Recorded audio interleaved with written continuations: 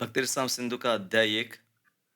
अहेतुक्यहिता या भक्ति पुरुषोत्तमे सालोक्य शास्त्री सामीप्य सारूप्येकत्वमप्युत दीयमानं न गृह्णन्ति विना मत्सेवनं जना स एव भक्ति योगाख्य आत्यंतिक उदाहृत।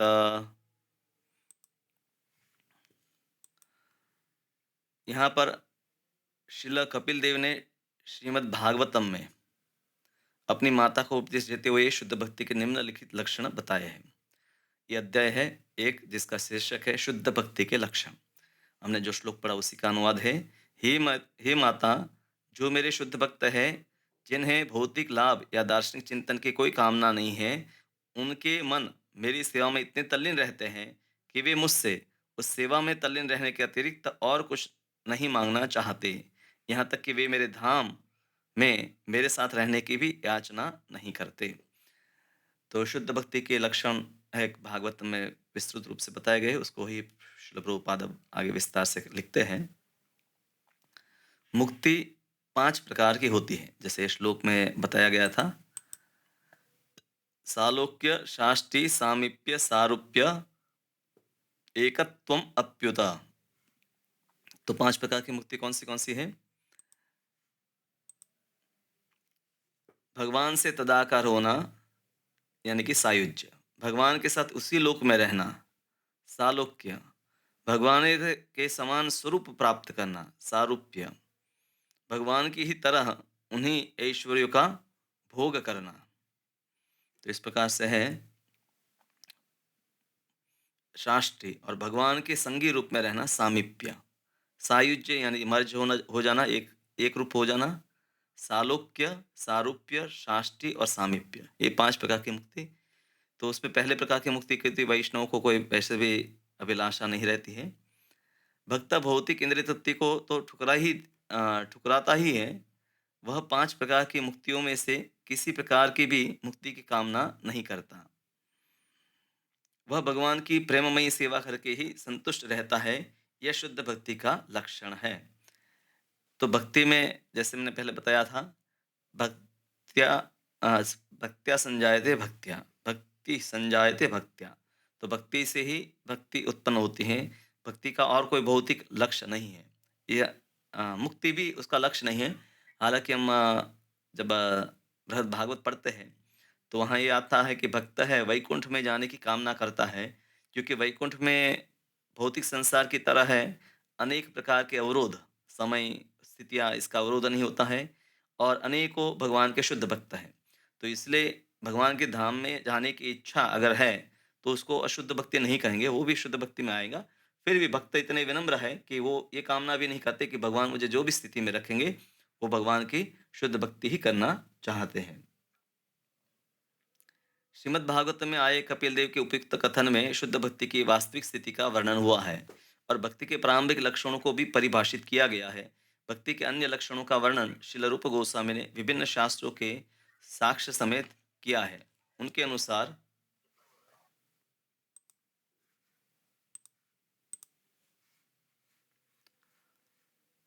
शुद्ध भक्ति के 6 लक्षण है, जो निम्न बता। 6 भक्ति, ये काफी विस्तृत है, पूरा अध्याय इसी के ऊपर है। तो 6 लक्षण कौन से शुद्ध भक्ति के हैं? तो पहला लक्षण है, शुद्ध भक्ति समस्त प्रकार के भौतिक क्लेश से अविलंब राहत देती है। यानी क्लेश या कष्ट, दुख इत्यादि का नाश होता है। क्लेशाग्नि, क्लेशों का नाश। शुद्ध भक्ति समस्त कल्याण का शुभारंभ करने वाली है, इसलिए उसको कहते हैं शुभदा, शुभ प्रदान करने वाले, जैसे यशोदा, यश प्रदान करने वाले। शुद्ध भक्ति स्वतः दिव्य आनंद प्रदान करने वाली है। सांद्रानंद विशेषात्मा, आनंद सांद्र यानी कि कॉन्सेंट्रेटेड, तो वो दिव्य आनंद, जो घनीभूत आनंद है, उसको जीवात्मा को प्रदान करती है। शुद्ध भक्ति विरले ही प्राप्त होती है। तो शुद्ध भक्ति की प्राप्ति है, सुलभ है, पर फिर भी उसको प्राप्त करने वाले बहुत सारे नहीं हैं, सुदुर्लभा। शुद्ध भक्ति को प्राप्त लोग मुक्ति के विचार मात्र को तुच्छ समझते हैं। यानी कि जो मुक्ति का इच्छा है, 5 प्रकार की मुक्ति, उसको भी वो तुच्छ समझते हैं। मोक्ष लघुताकृत, यानी कि मोक्ष को भी ऐसे जो भक्त हैं वो लघु समझते हैं, सर्वोत्तम अपना जो प्रयोजन नहीं समझते हैं। शुद्ध भक्ति को आकृष्ट करने का एकमात्र साधन है, शुद्ध भक्ति कृष्ण को आकृष्ट करने का एकमात्र साधन है, यानी कि श्री कृष्णाकर्षिणी शुद्ध भक्ति ही कृष्ण के मन को आकर्षित करती है। जैसे श्रीमती राधा रानी कृष्ण को आकर्षित करती हैं और राधा रानी के आश्रय में जो भक्त हैं वो भी भगवान को आकर्षित अपनी ओर करते हैं। कृष्ण सर्व आकर्षक है, किंतु शुद्ध भक्ति उन्हें भी आकृष्ट करते हैं। इसका अर्थ यह हुआ कि शुद्ध भक्ति साक्षात कृष्ण से दिव्य रूप में ही अधिक बलवती है, क्योंकि वह कृष्ण की अंतरंगा शक्ति है। तो यहाँ बताया कि कृष्ण से भी दिव्य रूप से अधिक बलवती है, क्योंकि अंतरंगा शक्ति है। कृष्ण को भी अपनी ओर आकर्षित करते हैं। कृष्ण ही सर्वोत्तम सबसे अधिक शक्तिशाली हैं, पर भक्ति से भगवान आकर्षित होते हैं, भगवान का विशेष गुण है। इसलिए बताया गया है कि वो अधिक बलवती, क्योंकि सब लोगों के लिए वो प्राप्य हो सकती है। अब एक-एक लक्षण है उसका विस्तार से वर्णन किया जाएगा। भौतिक क्लेश से राहत, सबसे पहला लक्षण क्या बताया गया है कि भौतिक क्लेश से शुद्ध भक्ति हमें राहत प्रदान करती है। भगवद गीता में भगवान कहते हैं कि मनुष्य को चाहे कि वह अन्य सारे कार्यों को त्याग कर उनकी शरण में जाए। वही भगवान यह भी वचन देते हैं कि वे शरणागत जीवों के को सारे पाप कर्मों से के फल से बचाएंगे। हम जानते हैं श्लोक कौन सा है, सर्वधर्मान परित्यज्य माम एकम शरणम व्रज। दो वस्तु बताई भगवान ने, शरणागति लो तो मैं तुम्हें सब पापों से मुक्त करूंगा, माँ शुचः और डरो नहीं।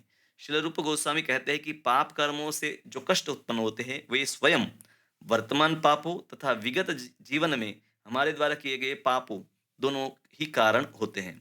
तो वर्तमान में जो हम कष्ट भोगते हैं, तो इस जन्म का भी हो कोई कर्म हो सकता है, पूर्व जन्म के भी हो सकता है, पूर्व एक जन्म नहीं हजारों जन्मों के पहले का भी हो सकता है, वो हमें पता नहीं है।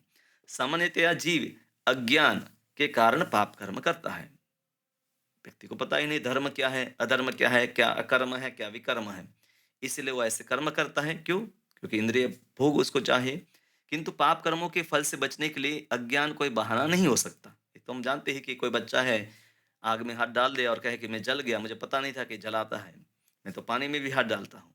तो ऐसा नहीं कि उसको फल नहीं मिलेगा। इसलिए मनुष्य जीवन में अपेक्षित है कि व्यक्ति ज्ञान को प्राप्त करे।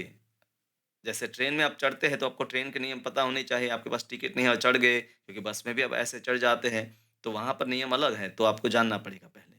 पाप कर्म 2 प्रकार के होते हैं, जो प्रौढ़ पक्का होते हैं, यानी कि जो पक गए हैं या प्रकट हो चुके हैं, इसको कहते हैं प्रारब्ध। और वे जो प्रौढ़ नहीं होते, यानी कि अप्रारब्ध, अभी पके नहीं हैं, इसका फल अभी नहीं मिला है। वर्तमान में हम जिन पाप कर्मों के कारण कष्ट भोगते हैं, वे प्रौढ़ पाप कर्म कहलाते हैं। प्रौढ़ माना कि जो पक गए हैं वो, ऐसा। तो प्रौढ़ पाप कर्म वो कहलाते हैं। वे सब पाप कर्म जो हमारे भीतर संचित है और जिनके लिए हमें अभी कष्ट नहीं भोगा है, अपराध माने जाते हैं। अप्रौढ़ उसको कहते हैं, मतलब वो आज नहीं तो कुछ साल के बाद भी उनका फल प्रकट होगा। जैसे उदाहरण यहाँ दिया है कि किसी मनुष्य ने अपराध किया हो, किंतु वह अभी तक उनके लिए बंदी ना बनाया गया हो, पुलिस ने अभी उसको ढूंढा नहीं, बंदी नहीं बनाया, पर अपराध किया है तो आज नहीं तो कल बंदी बन जाएगा। कई बार 10-10 साल, 20-20 साल के बाद है अपराधी को पकड़ा जाता है और बंदी बनाया जाता है। किंतु जो ही उसका पता चल जाएगा, तो ही वह बंदी बना लिया जाएगा।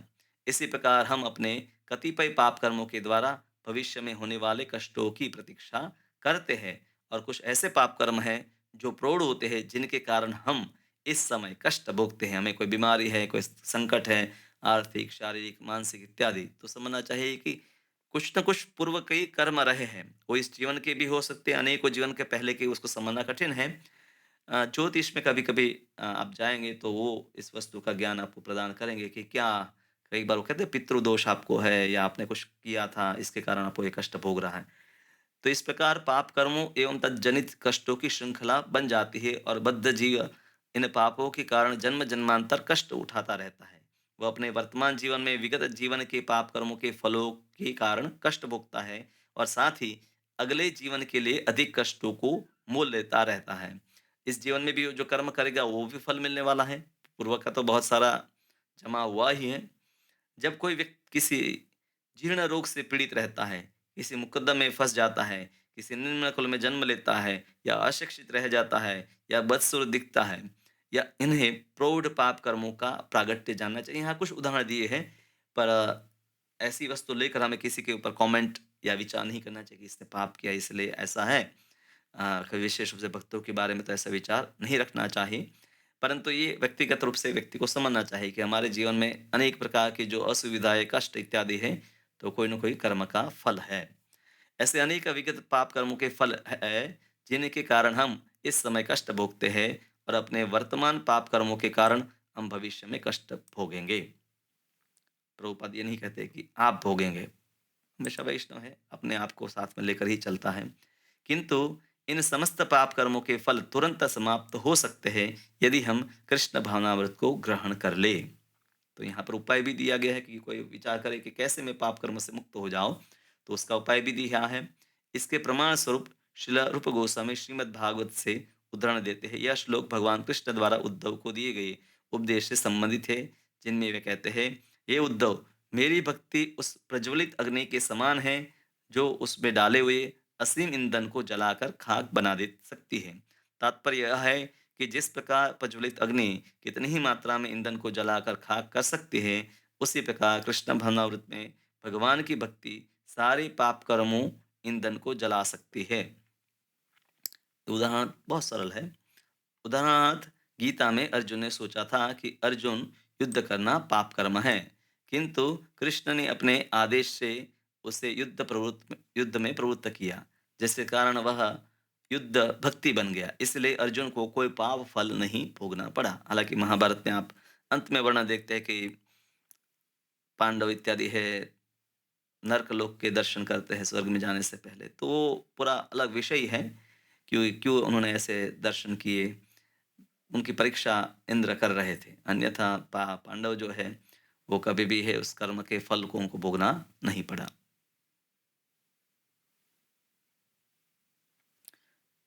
श्री रूप गोस्वामी श्रीमद् भागवत से एक अन्य श्लोक उद्धृत करते हैं, जिसमें देवहूति अपने पुत्र कपिल देव को संबोधित करते हुए कहती हैं, क्या कहते हैं, हे भगवान, श्रवण कीर्तन आदि 9 प्रकार की भक्ति होती है।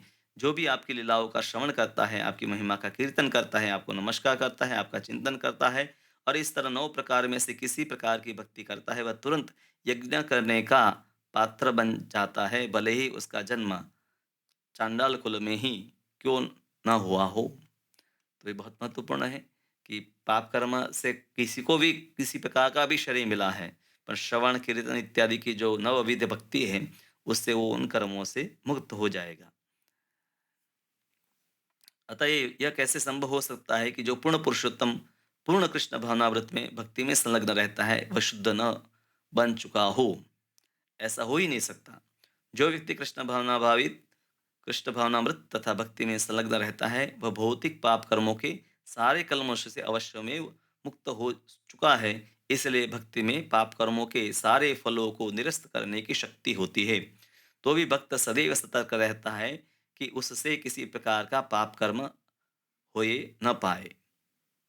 यह उसकी भक्त होने के नाते विशेष पात्रता है। तो भक्त फिर भी प्रयास करता है कि ऐसा नहीं कि मेरे से पाप कर्म मेरे नष्ट हो गए, तो अभी मैं पाप कर्म करता रहूं। वो प्रयास करता है कि ऐसे पाप कर्म ना हो।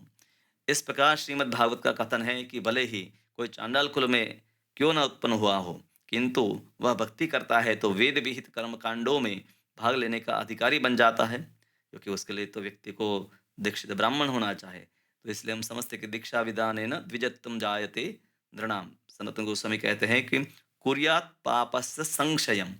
जो दीक्षा विधान से जीव अपने पूर्व के अनेक पाप कर्म जो है वो एक ही साथ समाप्त कर सकता है, पर ये ज़रूरी है कि वो अब आगे पाप ना करे। इस कथन में यह प्रच्छन्न है कि चंडाल कुल में उत्पन्न व्यक्ति सामान्यतया यज्ञ संपन्न करने के योग्य नहीं होता। इन वेद विहित कर्मकांडों को संपन्न करने का भार पुरोहित वर्ग पर है, जिसे ब्राह्मण वर्ण कहते हैं। बिना ब्राह्मण हुए कोई इन संस्कार को संपन्न नहीं कर सकता। तो एक तो है कि व्यक्ति जन्म से ब्राह्मण हो और दूसरा ब्राह्मणत्व को प्राप्त करे। मनुष्य अपने पूर्व कर्मों के कारण ब्राह्मण कुल में या चांडाल कुल में जन्म लेता है। यदि कोई व्यक्ति चांडाल कुल में जन्म लेता है, तो इसका अर्थ है कि उसके सभी विगत कर्म पाप पूर्ण थे, किंतु यदि ऐसा व्यक्ति भी भक्ति मार्ग को अंगीकार करके भगवान के पवित्र नामों हरे कृष्ण कृष्ण कृष्ण हरे हरे हरे राम राम राम हरे हरे का कीर्तन करता है, तो वह तुरंत कर्म कांड करने का पात्र बन जाता है। इसका अर्थ यह हुआ कि उसके सारे पाप कर्म तुरंत निष्प्रभावित हो जाते हैं। हालांकि सामाजिक व्यवहार में भक्त ऐसा करता नहीं है, क्योंकि समाज में प्रथाएं बनी हुई है। तो जैसे सनातन गोस्वामी हैं, जगन्नाथ मंदिर के सामने वाले रास्ते से भी नहीं जाते थे। ब्राह्मण कुल में जन्म लिया था, पर मुगलों के साथ काम किया, तो समझते थे कि मैं अपवित्र हो चुका हूँ और मैं उस रास्ते से जाऊंगा तो अनेक ब्राह्मण हैं, उनका अगर स्पर्श मुझे हो जाएगा, उनको मेरा हो जाएगा, तो वो दूषित हो जाएंगे। तो भक्त विनम्र होता है, वो डिमांड नहीं करता है कि नहीं अब मैं ब्राह्मण बन गया हूँ, मैं भी यज्ञ करूंगा। वो सामाजिक मर्यादाओं का पालन करता है, पर हमें समझना चाहिए कि वैष्णव उस प्रकार से योग्य बन गया है।